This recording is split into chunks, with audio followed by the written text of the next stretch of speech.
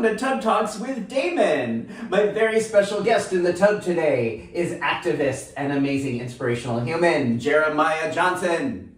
Thanks for having me, Damon. Oh, I'm so glad you're here. I'm so glad you're here. Truly one of the movers and shakers and people who I feel like are making such an important difference in our community, in our world, and maybe not in a way that people always realize.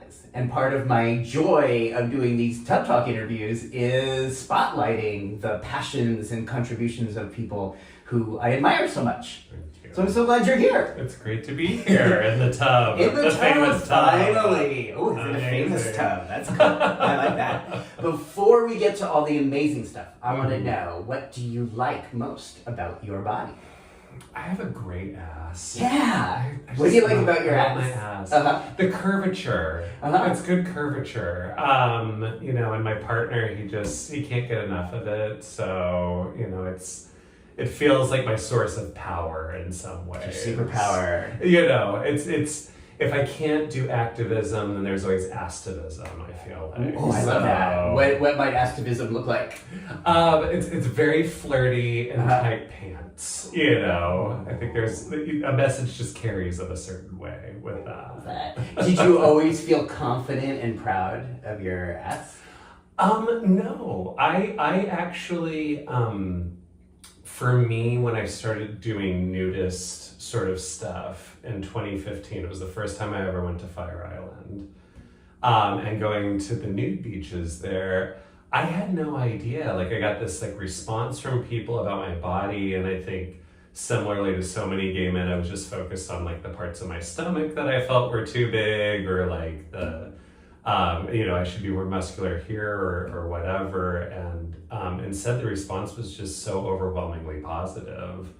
So I highly recommend, if you feel insecure about your body, actually try out nudism, because it's really quite freeing at that point. That's really great to hear. Yeah. I think that's a really important message. One that some of the other guests on the show have also echoed, that in-person events, just hanging casually in naked environments with other men, can often do a lot to help improve body image. Yeah. Recognizing the beauty of other people's bodies, recognizing the beauty of your own body. Absolutely. And just kind of how it's so not a big deal. It's true. And the funny thing is that clothing, it puts people at different sort of levels. It's not so egalitarian as nudism is. Yeah. So at the end of the day, people tend to not be so judgmental or pretentious because you're all on the same playing field. It's very sort of equitable in its own way. I think so. I mean, my theory is that if all world leaders got naked and got in a bathtub together and had conversations, we'd have a lot less trouble. I think that and maybe a little more legalized marijuana usage, Yes. Who knows? All of the above. The key to peace. Well, I love seeing that. I love seeing you get more centered and grounded in your confidence about your body over the years. Yeah. That's really cool. Yeah. So let's also talk. Are you okay? I am okay. Yeah, feel free to move around, shake around. I think I'm getting the hang of it. There we go. Okay. Whichever way. So there's a few things that I think are really worth sharing about. Let's start with PrEP4All, and let's start with the efforts and the push and the things that are going on with PrEP right now. Yeah. So what's happening?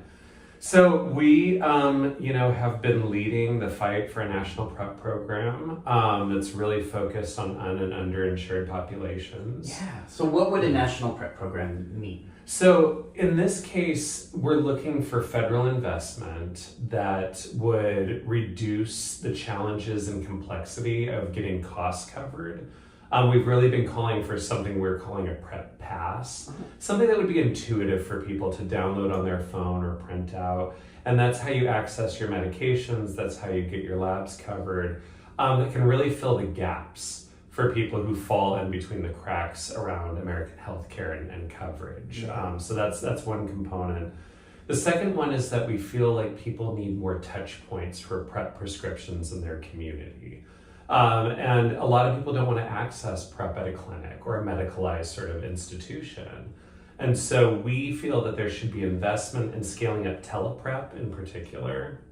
but also intentionally linking prescribers to other touch points in the community for people, LGBTQ centers, homeless shelters, harm reduction centers. There's no reason those places can't also be a place where you access a PrEP prescriber when we have telehealth as an option.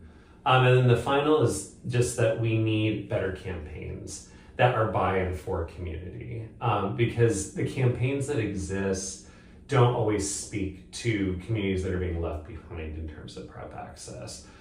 Doing a really public health focused sort of campaigns from pharmaceutical companies sometimes are not going to speak to the same people in the way that a campaign that comes from that community is going to speak to them. And we feel like if we can scale all of those up at the same time in a community, that then we might be able to unlock PrEP in a different way compared to what we've been seeing. So the goal here is to make PrEP accessible, affordable, and attractive to people who may want to use it. Yeah, exactly. So the issue of cost, I guess I have found, because I've been on PrEP almost 13 years now. For me, the financial issues haven't been with the drug, it's been what we call the wraparound services, all the labs. And this is what I keep hearing. It's like the CDC puts out protocols, guidelines for doctors to use to safely prescribe PrEP. What I keep hearing from the CDC everywhere is that these are tools, not rules. These are not absolutes. These are not laws. We are giving doctors best practices.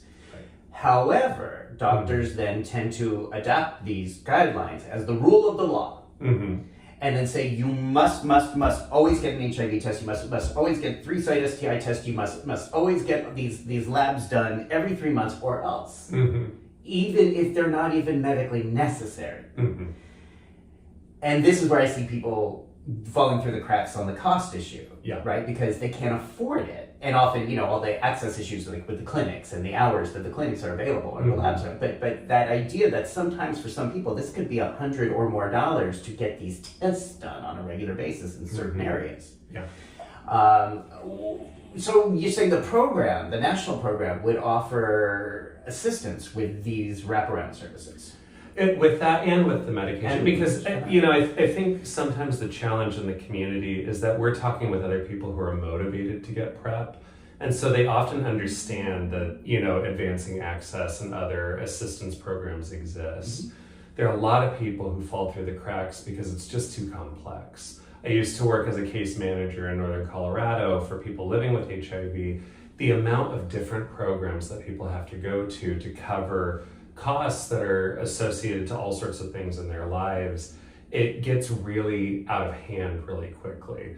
And so for us, we believe that we want to make sure that we are reducing that complexity, something intuitive for people, something that we can really promote to people that makes sense to them as part of these campaigns. That isn't, well, you might have to go to this support program, and then you might have to go to that support program, and then you might have to go call, your great uncle, whatever. Let's make it simple so people can access it. And it's got to be the lab's point as well. Because as you say, for people who are in the know, at least there are some programs for expensive medications. But on the labs piece, we really do need, something that's really simple and intuitive for people to get to it. And so ideally, this all goes through. Now, let's say I'm a 21-year-old who lives in the South, who's coming out as gay, and deciding, yes, I have no insurance, but I do want to use PrEP. What would be the ideal way that would take place? So ideally that's somebody, so let's say that it's somebody who also is not particularly comfortable going to a clinic to get looped into a program. So ideally that's someone that they find this program online themselves. They can apply for the PrEP pass. They can get a visit with a provider. Something that's not too unlike what we see for Mr. right now, but something that is even more widely accessible.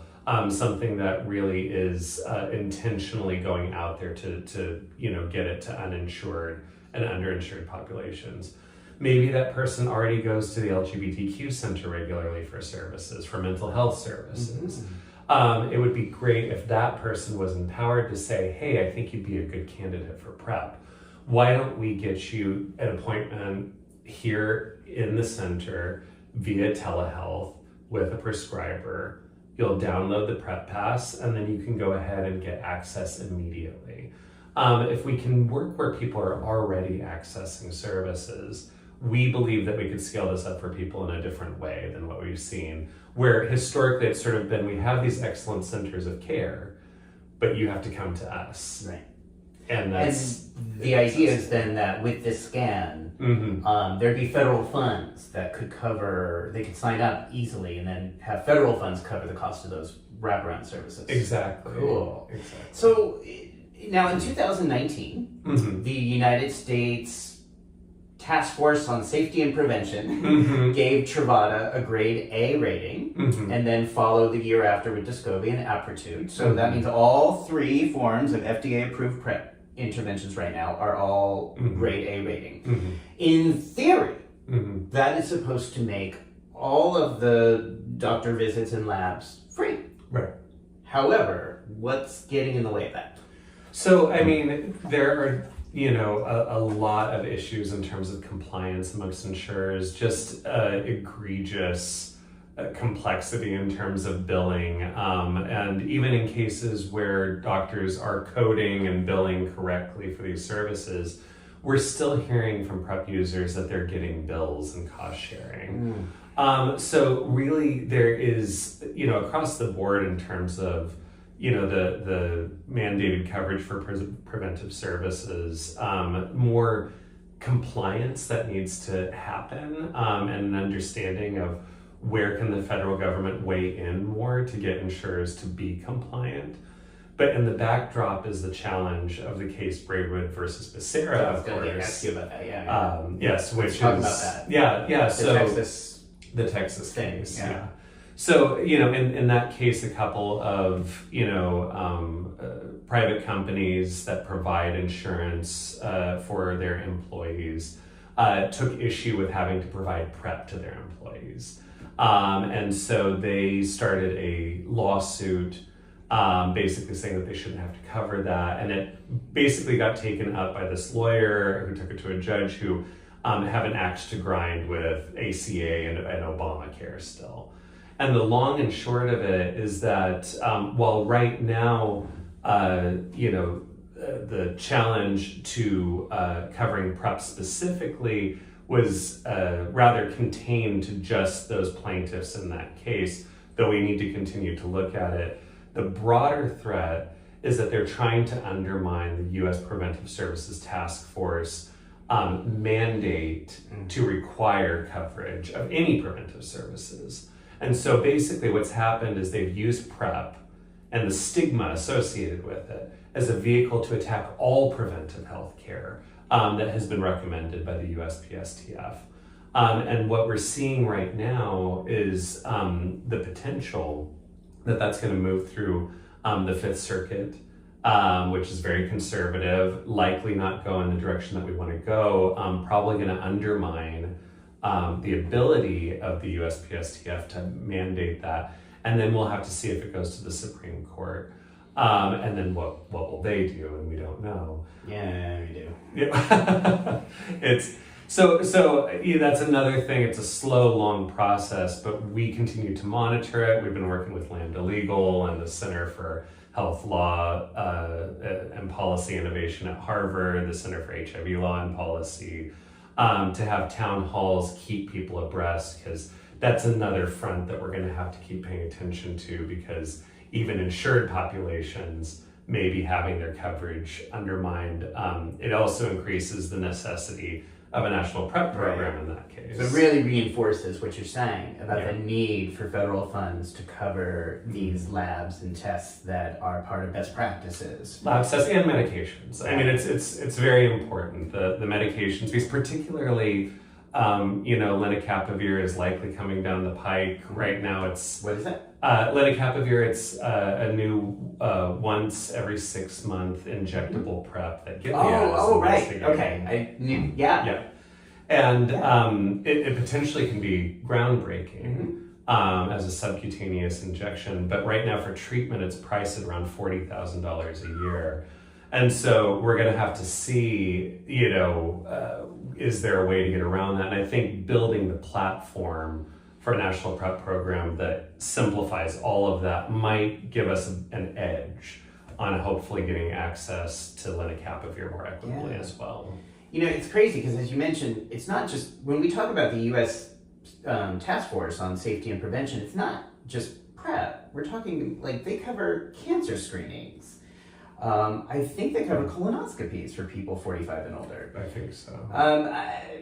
Correct me if I'm wrong, I'm sure somebody will, but they do a lot. I think they do a lot of mammogram screening for women. I mean, there's a lot of safety stuff they do that's really important. Yeah. So this isn't just about PrEP. This is rolling back these accessible health services that help the quality and quantity of all of our lives. Yeah, absolutely. I mean, and I think that's the thing that just, quite frankly, just pisses me off, is it's like, they saw not just an attack on PrEP as an attack on PrEP, which was already sinister and already about stigmatization of the communities that need PrEP access. Mm-hmm. But, this lawyer and the judge in the first case and others who are rallying around this case, they saw it as, a vector to attack healthcare coverage for all sorts of Americans. And I think it's really, in practice, that sort of notion that an attack on one of us is an attack on all of us. Yeah. It's really quite exemplified in this case. Literally in this case. We are all connected here. Yeah. We can all be, this will be to the detriment for everybody. Exactly.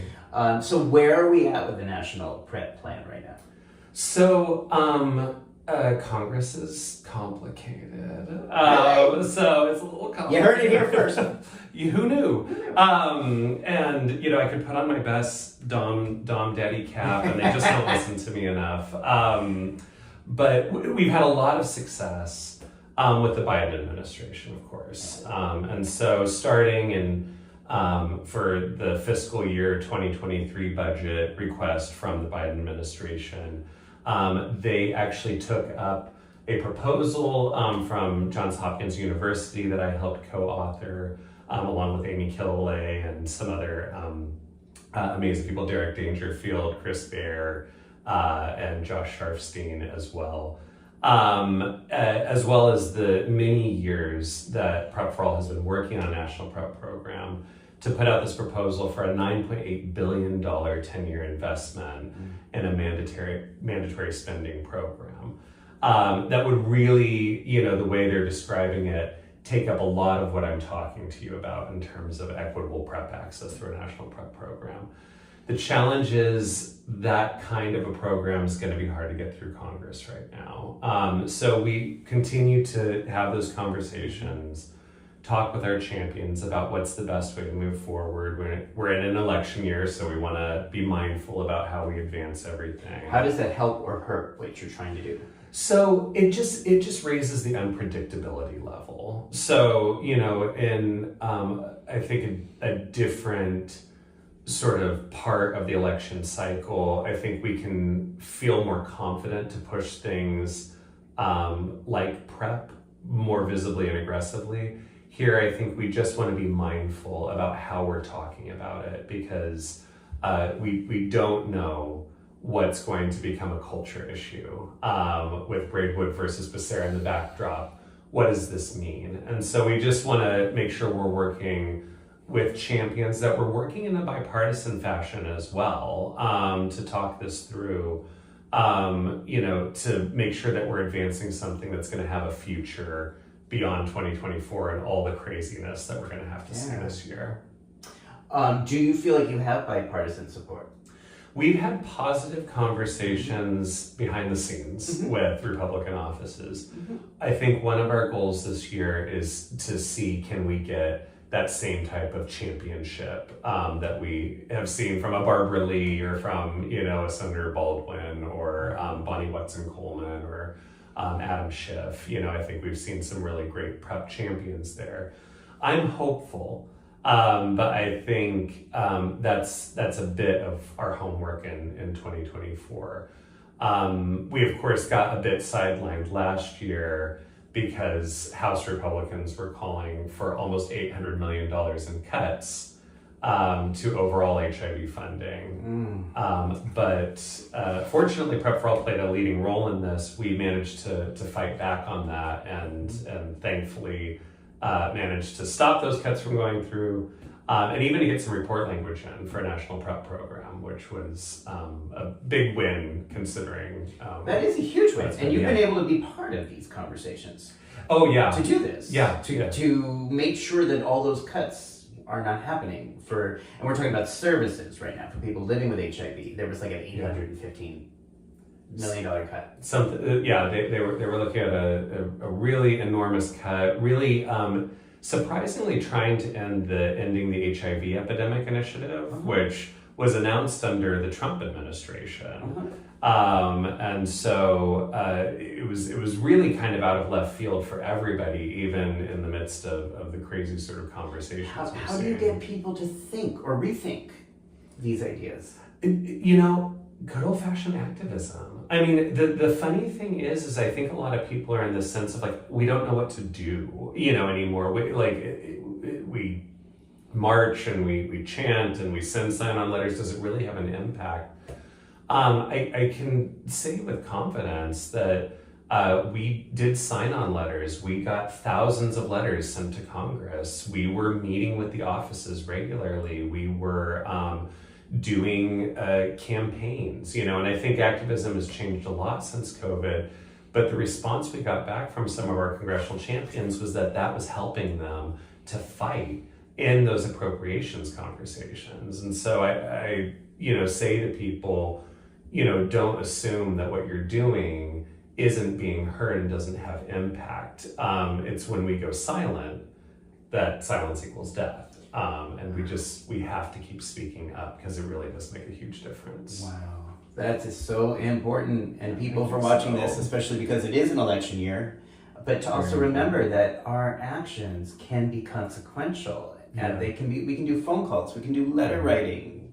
It can be protest, it can be speaking, petitions. You can go, I don't know if it's this way now, but I know that in the past you can just go to Congress and try to speak to your, sign up or make an appointment to speak to your representative. Absolutely. And often they're very open and welcome. But if you can't do that, you can still make phone calls and you can still do emails. Yeah. But I think a lot of us can feel over time that our voices don't matter. And you're saying they really do. They absolutely do. Yeah. And it's not, I think a lot of us, we the movies you watch about activists, it's always like the grandest of, you're putting a condom over Jesse Helms' house or something like that. But even far short of that, I think we can really have an impact just by working our own networks of people that we know and contacting our representatives. Is there resistance on the left for the National PrEP program that you've encountered? No, I don't think that we see any sort of resistance, particularly with, amongst policymakers. I think that the challenge for many on the left is the overwhelm of the moment. So there's so many priorities, and this has been, sort of the way that these attacks have worked on all of us, is that they've been so comprehensive, attacking,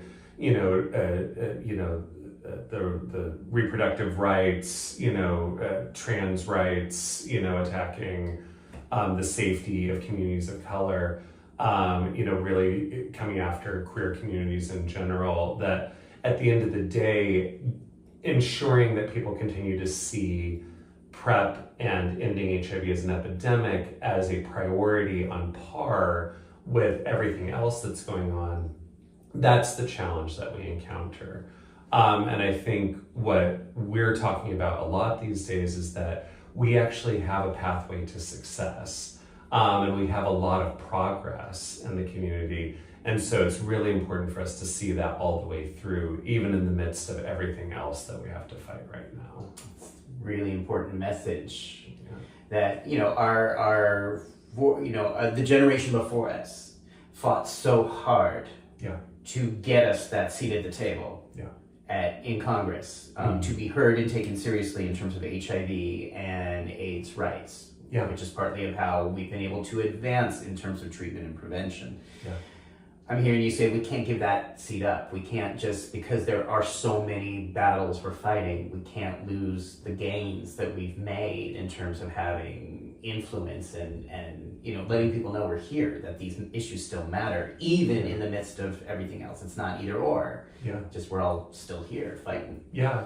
And my greatest nightmare right now, as we start to see new infections decline amongst white men in the U.S., but not see it decline amongst other populations, is that we will end HIV as an epidemic for one community. People. Yeah, for white men. And we need to see this all the way through for everybody. Yeah. PrEP right now, CDC estimates, we're getting it to 94% of the white individuals that are most in need of access, only 13% of Black and Latinx individuals. Wow, so those numbers have gotten worse since the last time I've heard the data. Yes. Because I heard the data was like last time, with men of color, Black men in the South, it was like 13%, and white men were like 75%. And I'm hearing you say it's now gotten even more, the discrepancies have increased. It's just getting worse. And why you may have already said this, but why do you think that is the case? Well, I think,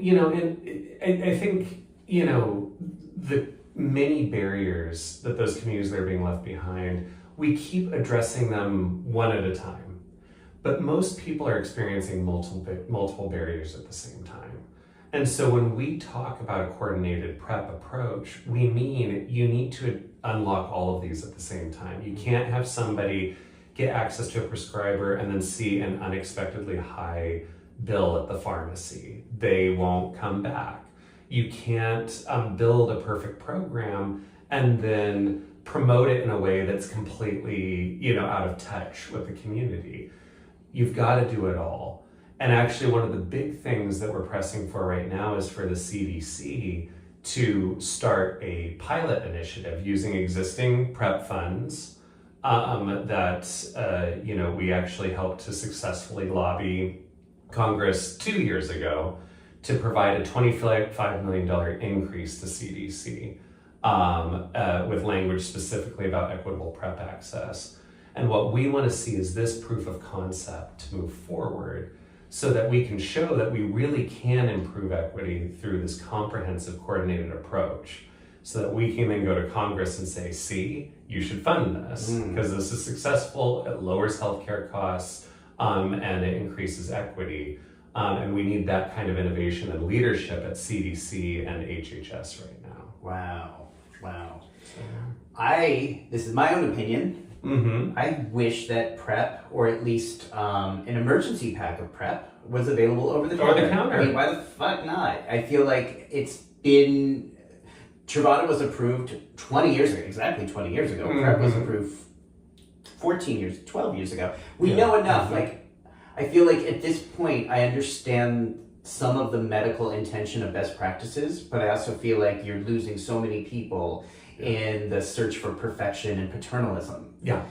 Instead of just giving people the option to be able to go, or maybe even just go to a pharmacy, any Walgreens, any Duane Reade, anywhere in the country, and say, hey, I need this 7-day supply of whatever. Absolutely. I mean, there was a very provocative piece about that in the New England Journal of Medicine a few months ago. Julia Marcus and Doug Krakauer. And I love them. They're fantastic. Julia knows she's welcome. At some point, we're going to do an interview. Julia Marcus, we're going to do in the top. I'm really excited to see where they take that conversation, because I think there's the potential for a great pilot to at least show that you can do that. Also super excited for some of the new people at CDC who might have their eye on simplifying guidelines. No, we'll see what time has to tell, but absolutely there's a need to not only address the funding piece and the programmatic and implementation piece that we're really focused on, but also the regulatory and guidelines pieces that make it way too complicated. Way complicated. I've been really critical of the CDC in their guidelines, both their 2014 and 2021 guidelines. They are just, some of which are ridiculous and not even substantiated. I could go on, that's not even relevant to what we're saying, but My notes in are the tub, you gotta let it all Gotta go. let You that it all go. Gotta let that go. This experience, you just talking to you, I feel inspired. I feel like I just get this feeling. It's like, yes, we can do this. We can do this. We have done this. We just need to keep fighting and not give up on this. Yeah. Would it be okay for me to ask you more about your background in activism, how you came into this role, what you've been through? Is that okay? Oh yeah, absolutely, Okay. absolutely. So you are now 41. I am 41. Okay. And as in about 20 years ago or so, let's see. how old were you when you joined the Peace Corps? Yeah. So it was 2006. So almost 20 years ago. Okay. Mm-hmm. So what made you decide, let's go back a little bit, what made you decide you wanted to join the Peace Corps in 2006? So it was, I think, as a lot of political science and international affairs majors, getting out of college, a little bit of not quite knowing what I wanted to do, but knowing that I wanted to make some kind of an impact. And the Peace Corps just really presented such a unique opportunity. I loved the idealism of it. I loved the ability to travel and meet new people, learn new languages. And so, and in particular, I think as a gay man who had felt so uncomfortable, in my own communities, there was an eagerness to get out there and see the rest of the world. And so that was a big part of me joining. Did you think of yourself as an activist at that time? No. It wasn't until a few years later that I understood that I'm wired a little bit differently from other people. So, okay. Just there's a certain there's an obsession with sort of like fair outcomes for people. But yeah, it really was just trying out. Learning new things, trying new experiences, doing some good in the world, wanting to travel, meet some cool people. That's sort of what got you into the Peace Corps. Yeah. Okay, so then you joined the Peace Corps. So I joined the Peace Corps. And that's 2006. Yes. Okay, so then you tell the story. What happened then? So, I landed there October 2006. I did the Peace Corps in Ukraine. Mm-hmm. Which obviously has been quite the experience over the past couple of years. And ultimately ended up being stationed not too far from Odessa, where my primary assignment was to teach English in a secondary school to literally like hundreds of Ukrainian teenagers. And that was my sort of 17-month experience. I learned Russian. I got to know the local community. I ate a lot of borscht, which was fantastic. And then, of course, came my mid-service medical exam where I was offered an HIV test. And this is now 2007 or 8? This is 2008. Okay. I mean, it's 2008. Okay. January 10th, 2008.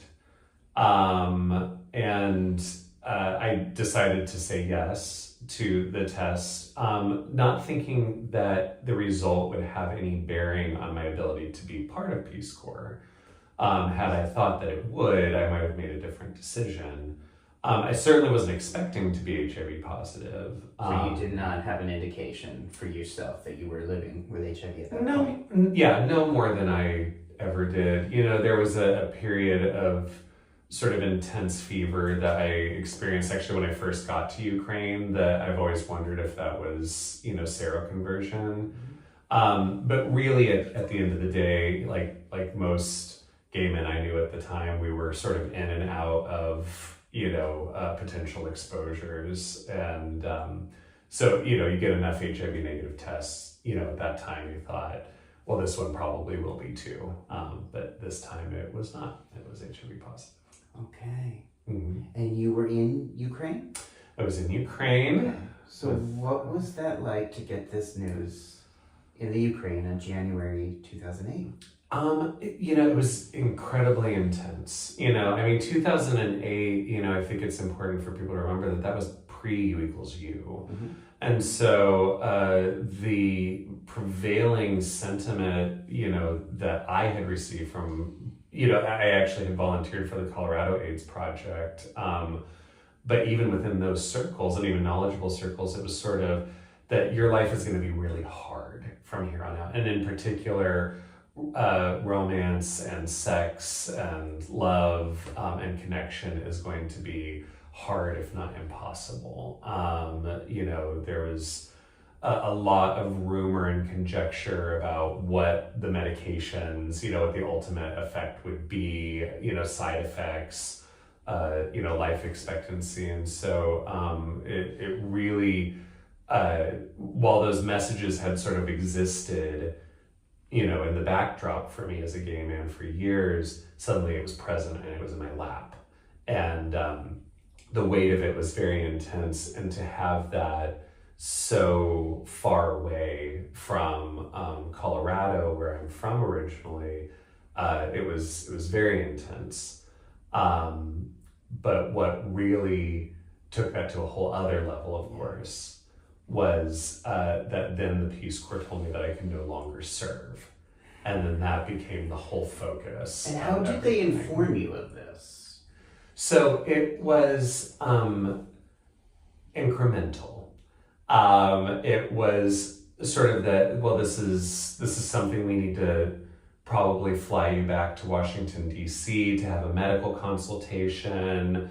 We might not have the ability to continue to provide care for you in country, which of course was absurd. You can do lab work, and there was another volunteer who had diabetes, which was... What was the tone of these messages? It all felt very Big Brother, sort of like secret government state in a certain way. It was sort of, it's not a no, we're just getting you back to the US and then you'll have another conversation. And, it's not that we don't want you here. It's, we just don't know that we can guarantee, your sort of safety, and your physical safety in these situations.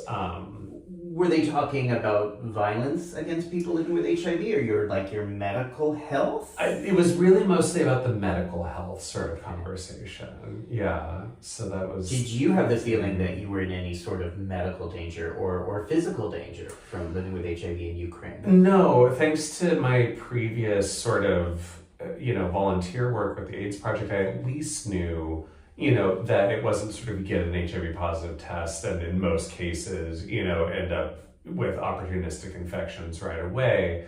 I knew that this was something that was manageable even many years after the fact, but certainly nothing that quickly that would need to sort of usher me out of the country. Or that physical violence would be a consequence in Ukraine. Yeah, no, You did not. No, that was not the experience. No, that was not the experience. Okay. Yeah, you live outside of your community. There are a great many safety concerns that everyone was experiencing. Nothing that I felt was intrinsically about my HIV positive status. So you start getting were these emails or texts or phone calls from the Peace Corps, from the government, saying you may not want to be here anymore, we may not want you here anymore? Well, it was really a mandate that I needed to pack up everything at my site and come back to Kyiv, the capital, and fly back to the U.S. So essentially this became a mandate. You've got to go. Yes, there was no, and actually the doctor worked as best as he could, Ukrainian doctor, Dr. Sasha, to help me stay in country as long as I could. Because you wanted to stay. I wanted to stay, and that was the thing that I was saying to them. I was like, I can't let this be what keeps me from being able to do my work here. That just feels so unfair. And so I ended up, trying to stay for a few weeks, and finally they sort of sent a car out for me and drove me back to headquarters and flew me back to the U.S. So this was not a choice. They sent a car, you had to get in the car. There was no choice involved in the situation. So they pretty much boot you out of your job, something you enjoyed doing, something that was meaningful. Yeah. And then they fly you back to D.C.? To DC, where the notion was that I would be able to have additional conversations to see about going back. Uh-huh. Once I was there, it was very clear that there was no going back. There was no opportunity, no matter what I said. And what ended up happening was actually an interesting sort of bit of a twist. I had a good friend in Peace Corps who he was like, that this is wrong. You need to go you're in DC, just Google or just, I don't know what search engine we were using at the time, probably Google. Find somebody, walk to them, see what you can do. And what ended up happening is I found AIDS Action, which was not far away from Peace Corps headquarters. And I stumbled in, distraught, all sorts of confused. And the person I met with was Bill McCall, actually, who continued to be there into once it became AIDS United. And he sat down with me and counseled me, got me in touch with Whitman Walker, who helped me sort of push back on this. And conversations led to more conversations. And while I didn't get to continue my service, they kicked me out. They flew me back to Colorado. I was devastated. A few months later, I got an unexpected call from the HIV project at the ACLU, and they offered to take up my case in that situation. Okay. Mm-hmm. So are you comfortable here? Yeah, I am. Are you comfortable? Yeah. Yes. Okay. Okay. So you get this call, and what were they offering to you? What did they want you to do? So they basically had been keeping an eye on, a number of sort of issues of potential discrimination within the federal government, and Peace Corps was one of the ones that they had been keeping an eye on. But they hadn't been able to find a volunteer who had been in my specific situation. So they were aware there was a problem. They were. There had been reports. There had been a recent case, I think it was Taylor v. Rice, where the State Department had discriminated against someone living with HIV and fired him based solely on his status. Wow. And so there was energy around this. And so when my case hit, they immediately sought me out to see, not for any sort of financial, compensation, but if I just wanted to get the policy changed. Justice. Yeah. I'm a Libra. Justice is very important. So. And so you were right away. You were like, yes, let's do this. I pretty quickly. I mean, there were some conversations that had to be had around, this is going to be in the media. I just found out about my HIV status. I just had to talk to my dad about it. I'm, getting in touch with a doctor. I actually got connected to Ben Young, who was my first. He was my first infectious disease doctor and in Colorado. 25 at this time, right? 25, 26. Let's see. I was 25 going on 26. Okay, so that is so much. I mean, that age is there's so much turbulence. Yeah. But to cope with a new diagnosis and having your life and your work and the purpose completely uprooted by the government. Now being told, we want to put you in the middle of what could be a public maelstrom of controversy. Yeah. And your answer was to think about it and say, yes, let's do it. I said yes. Okay, yeah. So what did that look like? What did that mean? So what it meant was that they sent a letter to the Peace Corps demanding that they, change the policy, and then issued a press release and then worked to elevate the story with the press. And so there was very quickly coverage in the Washington Post. I was on the cover of Pause magazine that summer, which is how I think I first learned about you. Yeah, that's how a lot of people first learned about me, and a number of other outlets, local media in Colorado, of course, covered it as well. And I was waiting tables at the time because I didn't have savings when I came back from Peace Corps, so to have this sudden, unexpected situation, I wasn't really prepared for what my next steps were. And what I remember was reading through the comments. This was before the prevailing wisdom of don't read the comments sort of came through. And the hatred that came through, one of the pieces mentioned that I worked at a restaurant, and the person said, they let this person with a communicable disease wait tables. That is wrong.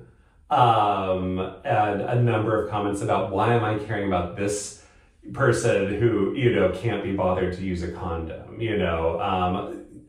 and some of the stigma was from other gay men. A lot of it was, actually. Yeah. Oh, I know that. And it was suddenly this fire hose, there was support as well. And the people around me were proud of me for the most part, but it was a lot to take in. And again, I want to emphasize, this is 2008, that people thought that waiting tables was not something that was medically safe at that point. Yeah. And I think sometimes people are surprised that was still happening. It's still happening today, that people believe that HIV is spread through casual contact. Yeah, absolutely. Okay, so all of this starts to happen. What happened to the restaurant you were working in? So I was working for this fabulous restaurant called Good Friends, and the owner, Lee Goodfriend, and her co-partner, David Racine, it was a queer part of town. They had a long relationship with queer people. I let them know actually what I was going through because I was afraid. I was afraid I was going to experience additional discrimination, and they rallied behind me so hard. And are they still open today? They're not anymore. Yes, unfortunately. They've had it was their choice to shut down the restaurants because they had been in the business for a very long time. But, of all the places to land in food service, in the midst of that turbulence, they were wonderful. And the staff and everyone, it was like a big sort of warm hug around me at the time. Yeah. How did you take care of yourself emotionally this year of more change and turbulence than most people ever have to go through at such a young age? That's a great question. And a part of the story that I don't always talk about, as much is that this was actually the precipitating event that led me toward getting sober, actually. And for me, that has looked like 12-step programs. What I quickly found in the midst of all of this was that while, I had always had a complicated relationship with alcohol from the get-go,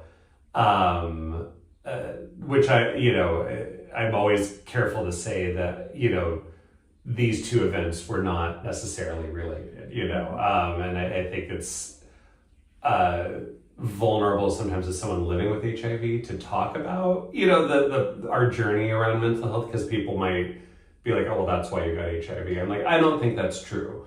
I don't think it helped, but I think, what it did do though, was that event led me into a situation where I was so consumed with darkness that I was drinking constantly and started to contemplate a lot of suicide actually, and until it sort of dropped into my head that maybe I need to ask for some help. And that decision changed my life. I don't know if I would have made it through that period had I not suddenly had this newfound group of friends where I could bring literally everything, talk about it openly with them. The gay 12-step meetings in Denver were essential.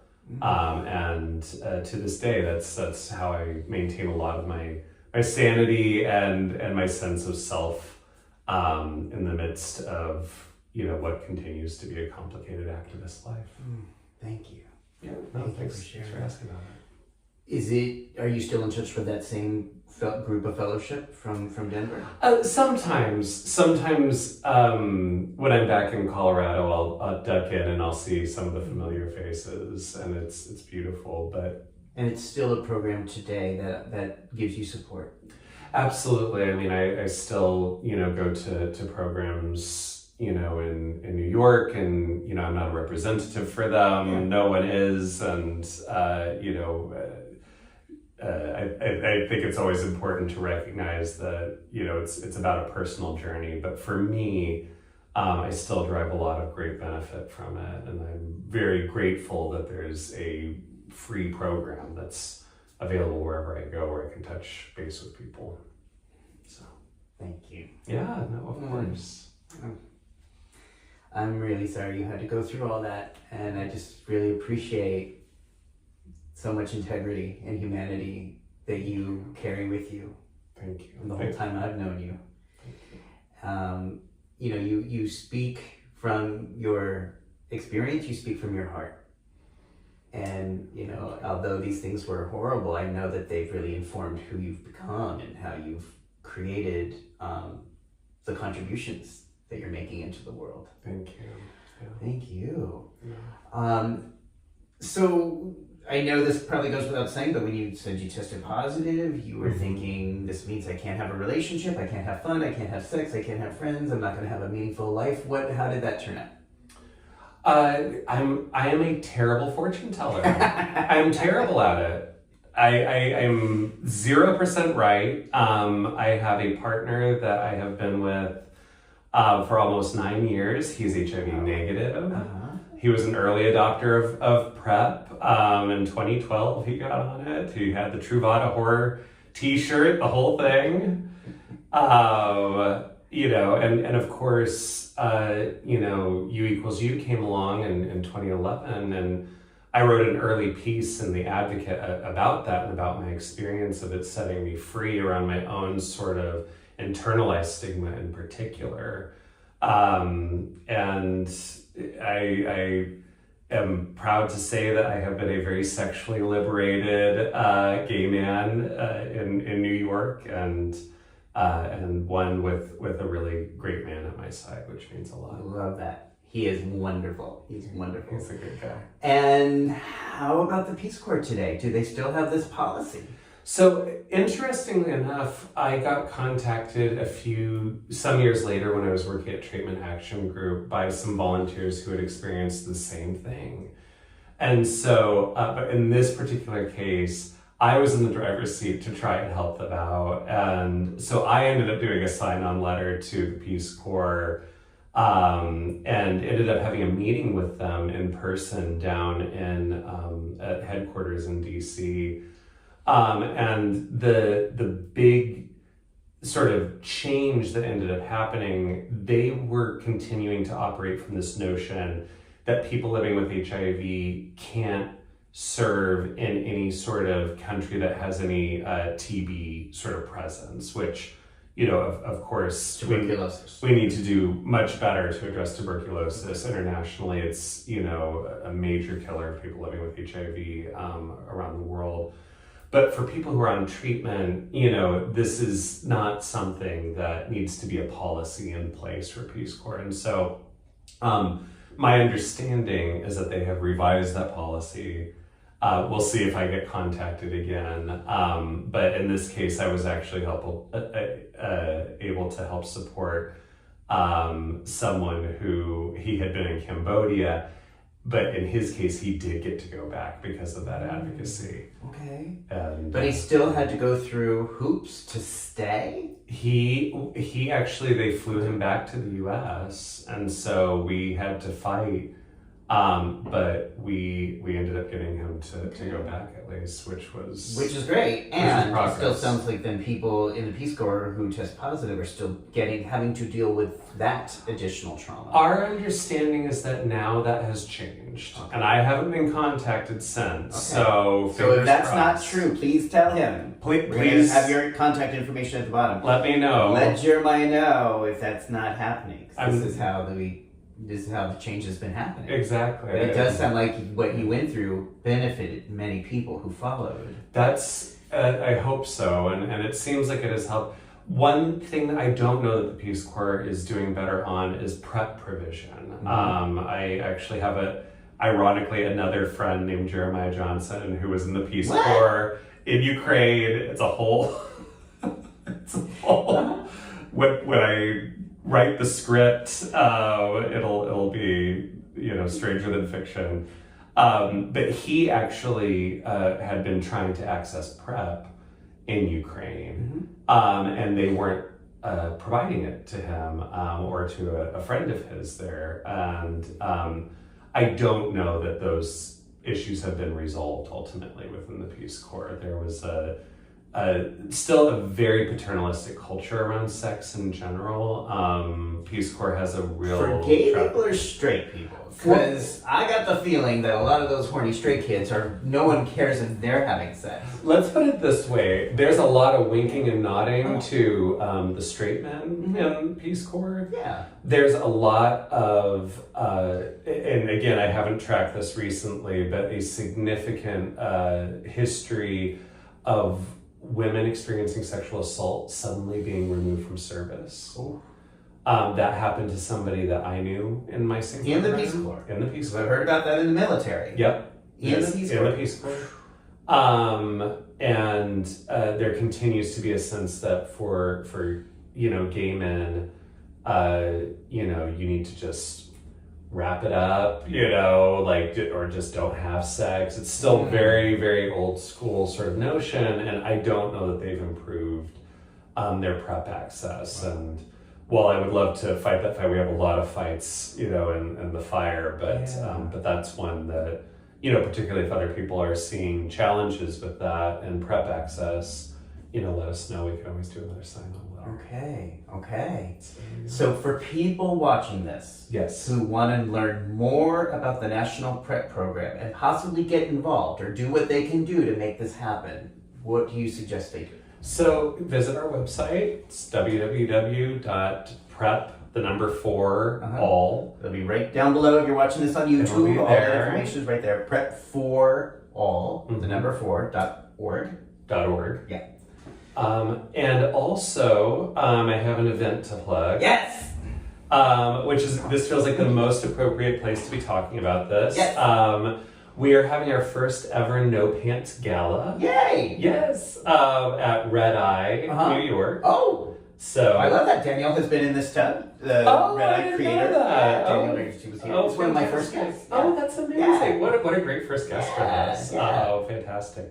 So May 20th, from 6 to 9, early bird tickets, $50 until May 1st. Okay. After May 1st, $75. And it's basically from the waist up. We're looking for formal gala. From the waist down, your interpretation of no pants, if that's underwear, a bathing suit, a kilt, a tutu. How about nothing? I don't know that the space can do nothing. Oh, okay. But maybe a jockstrap. Okay. I think some cheeks could probably be out. So. Nice. Okay, so that information will be at the bottom below as well. If you're watching this on YouTube, we'll have information about the fundraiser, information about donating to PrEP4All, as well as just, again, we talked about the very basics of signing petitions, calling your representatives, making sure that they know, the people representing you in Congress know how you feel about this, if this is something you feel strongly about. Yeah. And I think, again, the reason I really am so grateful to you and wanted to talk about your personal journey is that you're such an example of how one person in a situation, in a set of circumstances, chose to find meaning and purpose and service in a way that we have benefited from. And so when you talk about activism, really working on that one-to-one basis, you know what you're talking about. You're not just, you're not just saying shit. It's like you're really saying it because you've lived it, you're still living it, and that's how we know that doing these things can impact change. And that's the magic sauce to me, because, I do believe for myself and for others, it's important to work as hard as we can to be as informed as possible, to really be able to get in there and talk the talk at the tables. But the thing that's missing at a lot of those tables is that personal conviction. And that's the competitive advantage that we bring to those spaces. Because when others feel just tired because it's too hard or too complicated and walk away, we're still remembering that younger version of ourselves that were let down by the system. We're still thinking about our friends that were, left without what they needed to remain HIV negative. And I think that drives us in a different way. And I think that it's that kind of inspiration in the room that makes a real difference compared to other policy conversations. Right, it is so personal. for so many of us Personal. that, I can't walk away from it. I can't Exactly. just shut it down. Obsessed.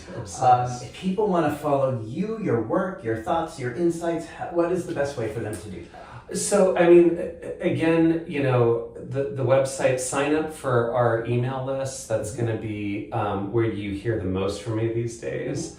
I'm always happy for new followers on Instagram, Jeremiah Johnson 82.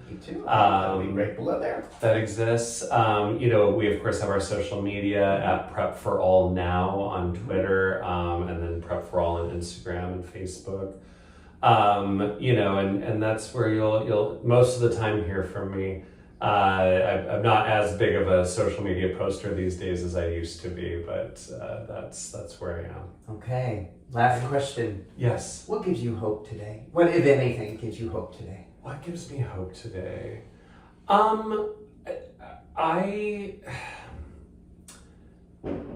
This is gonna sound really I don't know how this is gonna sound. I give me hope today. Mm-hmm. I've reached this point where I've stopped looking for external heroes to save me. For me, I sit down, I meditate every morning, and I find that darkness within myself, and I find compassion and generosity and curiosity and gratitude and all of those things that let me keep showing up. And that's what gives me hope nowadays, in addition to the great support team that I have as well.